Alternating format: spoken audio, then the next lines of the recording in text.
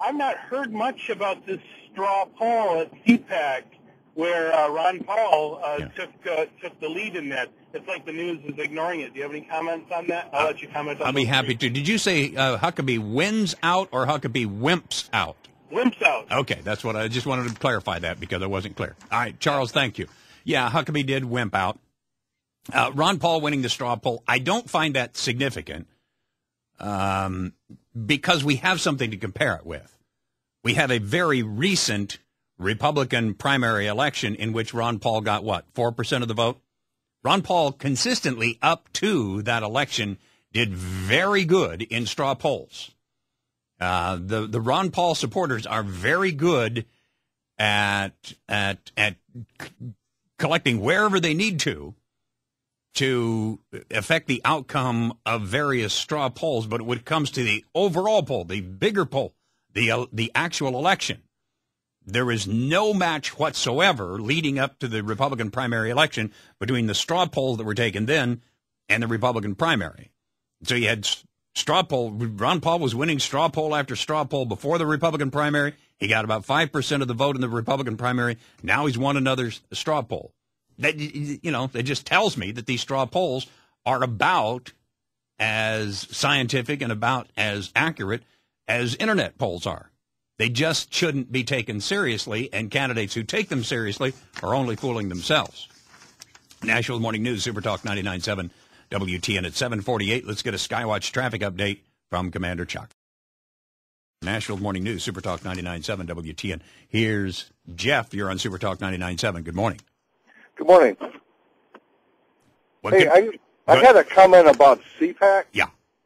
There were 10,000 people registered there, and they each had a ballot in the straw poll.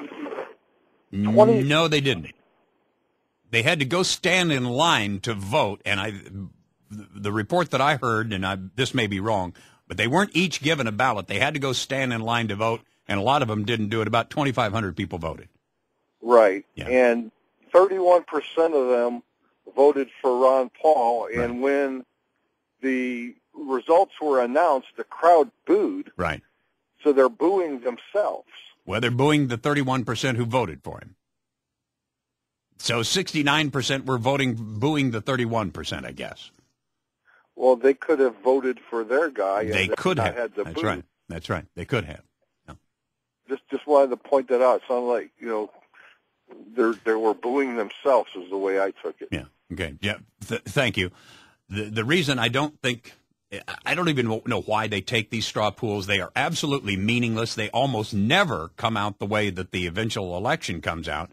Once again, for those who weren't listening earlier when somebody asked me about this, the reason this is not significant is because they had straw polls at one place or another and internet polls and all sorts of surveys leading up to the presidential primary in 2008, and Ron Paul did very good at those.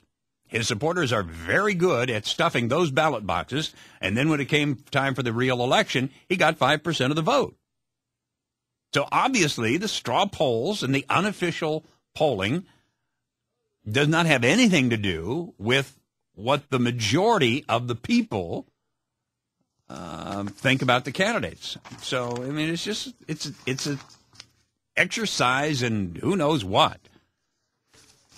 And listen, this comes from a guy who voted for Ron Paul in the Republican primary. I voted for Ron Paul in the Republican primary, but I'm acknowledging that he does not have much popular support. He's not going to ever be the Republican nominee. He's not ever going to be the president of the United States, and it's time to get over Ron Paul.